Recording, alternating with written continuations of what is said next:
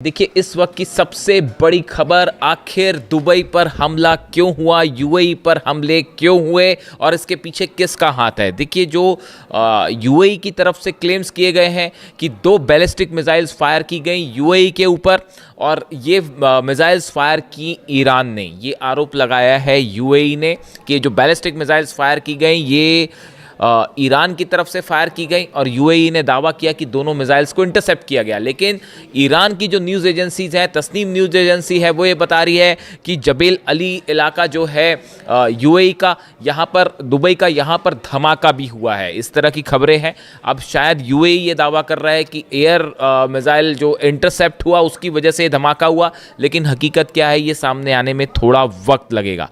देखिए ये खबर कल रात से जब शुरू हुई, यूएई के पास इस तरह के इनपुट्स आए कि दुबई समेत, अबू धाबी समेत यूएई के कई ठिकानों पर बैलिस्टिक मिसाइल से हमले हो सकते हैं। उसके बाद ये मैसेज सर्कुलेट होने शुरू हुए दुबई में और अबू धाबी में। लोगों के मोबाइल पर ये मैसेज आए कि आप सुरक्षित जगह पर रहिए और इस बात को लेकर सतर्क रहिए कि मिसाइल अटैक हो सकता है। और उसके कुछ ही देर बाद, चंद मिनटों बाद, बैलिस्टिक मिसाइल से दुबई पर, यूएई पर हमले शुरू हुए। देखिए जब ये खबर यूएई के पास थी उसके कुछ ही देर बाद हूती की तरफ से भी मिसाइल्स फायर की गई, इस तरह की भी खबर थी।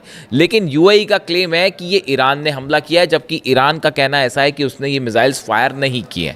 अब देखिए इसके बाद हालात ये है कि यूएई ने जो कमर्शियल टाइज हैं ईरान के साथ उसको जो है सस्पेंड कर दिया है। The United Arab Emirates on Tuesday suspended trade and commercial ties with Iran after saying Tehran fired 2 ballistic missiles towards the gulf state. ये दावा है यूएई का कि 2 मिसाइल फायर की गई और उसके बाद जो है कमर्शियल टाइज जो है सस्पेंड कर दिए गए। The UAE Defense Ministry said its air defense system detected 2 ballistic missile launched from Iran towards its territory। जो यूएई की डिफेंस मिनिस्ट्री ने कहा कि 2 मिसाइल्स जो है वो इंटरसेप्ट की गई हैं और ये ईरान की तरफ से आई थी। In what would be Tehran's first direct attack on the gulf state since May. यानी मई के महीने के बाद ये पहला मौका है जब यूएई को दुबई को निशाना साधते हुए मिसाइल्स दागी गई हैं। It triggered an emergency phone alerts to UAE residents. और जैसी ये अलर्ट आने शुरू हुए कि हमले हो रहे हैं, उसके बाद पूरा खासा पैनिक देखने को मिला यूएई में।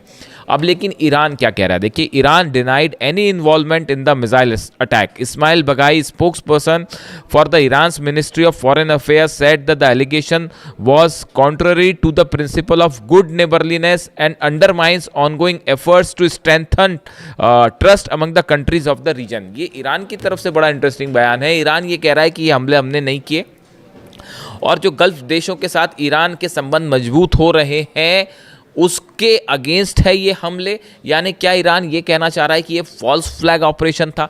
क्या किसी और ने हमले किए हैं ये मामले को और गंभीर बनाने के लिए? अभी हकीकत क्या है ये सामने आना बाकी है। लेकिन जिस तरह से हमले निशाने पर दुबई है, निशाने पर यूएई है। देखिए अभी हाल ही में हॉर्मूज़ में, अगर हम पिछले 7-8 दिन की बात करें, हॉर्मूज़ में 4 जहाज़ जला दिए गए यूएई के, ख़ास तौर पर अबू धाबी के। अबू धाबी की जो सरकारी कंपनी है एनडीएनओसी, उसके ये जहाज़ थे, उस पर हमले हुए। पहले जहाज़ पर एक हमला हुआ, उसमें मिसाइल्स अटैक किए गए। जहाज़ों पर हॉर्मूज़ में मिसाइल अटैक होना एक वाकई बड़ी बात है। देखिए ड्रोन से हमले होते रहे, लेकिन जो हमले ईरान की तरफ से किए इस बार अबू धाबी के जहाज़ों पर, वो 4 मिसाइल से हमला हुआ। एक जहाज़ पर 2 जहाज़ अंडर वाटर ड्रोन्स फायर करके तबाह किए गए और एक जहाज़ कल तबाह हुआ है जिस पर ड्रोन स्ट्राइक थी। यानी आप देखिए 4 जहाज़ ऐसे हैं जो यूएई के पिछले 7-8 दिनों के अंदर तबाह हो गए हॉर्मूज़ में। और अब ये बैलिस्टिक मिसाइल से अटैक, देखिए जबेल अली इलाका इंडस्ट्रियल एरिया है, यहाँ पर धमाका हुआ। क्या वो मिसाइल गिरी है या इंटरसेप्ट किया गया, ऐसी जानकारी बाद में निकल आती है, क्योंकि अरब देशों में जब भी कोई हमला होता है तो उसकी कवरेज पर, उसकी फुटेज रिलीज करने पर पाबंदी लगा दी जाती है। यानी थोड़ा इंतजार करना होगा। अब दूसरी चीज देखिए, एक इंटरेस्टिंग डेवलपमेंट ये भी है कि तुर्की और इजराइल दोनों आमने सामने हैं। और वहाँ पर भी देखिए कल क्या हुआ कि ये परसों रात की बात है कि सीरिया में जिस तरह से हमला हुआ, एयरबेस पर हमला किया गया, इदबिल में जो है अबू दुहर एयरबेस, यहाँ पर हमले होते हैं। यहाँ पर 8 मिसाइल्स दागी गई हैं, एयर स्ट्राइक्स होती है। इदबिल में। और उसके बाद ये खबर फैल गई कि क्या ये हमले ईरान ने किए हैं, पहले इस तरह की खबर फैली। लेकिन उसके थोड़ी देर बाद खुद सीरिया की तरफ से, फिर बाद में अमेरिका की तरफ से भी ये बात कही गई कि ये मिसाइल अटैक और एयर स्ट्राइक्स जो थी, जहाज़ों का भी इस्तेमाल किया गया, ये हमले इजराइल की तरफ से किए गए थे। अब सीरिया में एक मिलिट्री बेस में अगर इजराइल हमले करता है इदबिल में अबू दुहर एयर बेस पर, तो इसके बाद तुर्की और इजराइल के बीच तनाव स्वाभाविक है। तुर्की ने आरोप लगाए कि सीरिया पर ये जो हमले किए गए हैं ये तुर्की पर निशाना साधने की कोशिश है।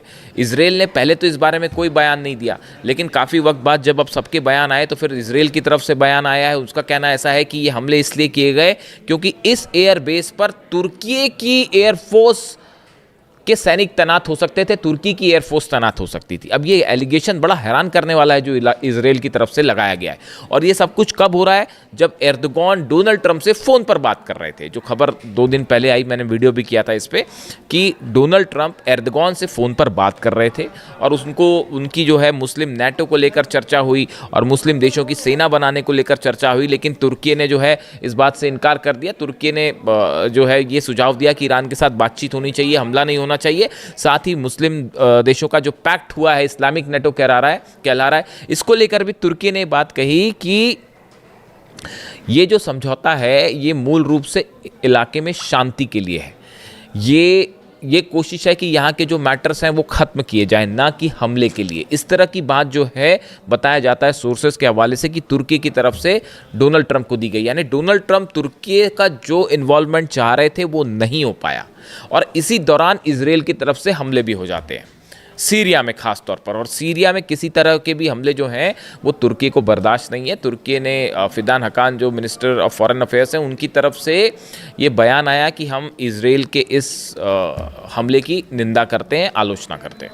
और साथ ही ये भी कहा गया कि इजराइल को उसके हमलों के लिए जिम्मेदार ठहराया जाना चाहिए। यानी तुर्की और इजराइल भी आमने सामने।